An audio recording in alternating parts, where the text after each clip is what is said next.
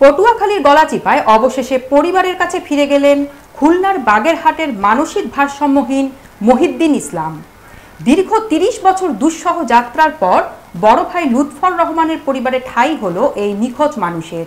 গলাচিপা প্রতিনিধি মোহাম্মদ রইস উদ্দিন জানান, পরিবারের সূত্রে জানা যায় প্রায় ৩ দশক আগে এক প্রেম ঘটিত ঘটনার কারণে মানসিক ভারসাম্য হারিয়ে ফেলেন মহিউদ্দিন। দীর্ঘ ১১ বছর পাবনা মানসিক হাসপাতালে চিকিৎসা করেও কোনো স্থায়ী উন্নতি হয়নি।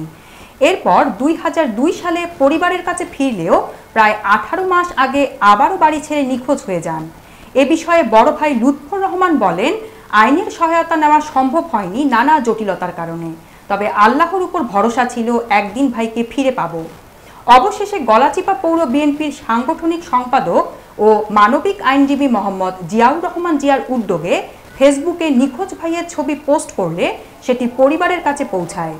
সেখান থেকে খোঁজ পেয়ে পরিবারের সদস্যরা খুলনা থেকে গলাচিপা এসে ভাইকে শনাক্ত করেন এবং আবেগে ভেঙে পড়েন। মানবিক দরদি জিয়াউর রহমান জিয়া বলেন, মানুষ মানুষের জন্য ৩-৪ মাস ধরে বিভিন্ন হাট বাজারে ভবঘুরের মতো ঘুরে বেড়াচ্ছিলেন মহিউদ্দিন। ৫ দিন আগে বৃষ্টিতে ভিজতে দেখে বাসায় এনে প্রাথমিক সেবা দেই। তারপরই সামাজিক যোগাযোগ মাধ্যমে ছবি পোস্ট করলে পরিবার তার খোঁজ পায়। তাকে পরিবারের হাতে তুলে দিতে পেরে নিজেকে ধন্য মনে করছি।